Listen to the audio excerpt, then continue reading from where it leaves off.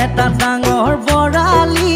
গোটে গাঁৱত বিলাই দিম ৰঙা ফটকা ফুটাই দিম ওই গোটে গাঁৱত কাগজ কৰি দিম বোলো গোটে গাঁৱত কাগজ কৰি দিম যিদিনাখন ভনী ঐ তোকে বিয়া কৰাই নিম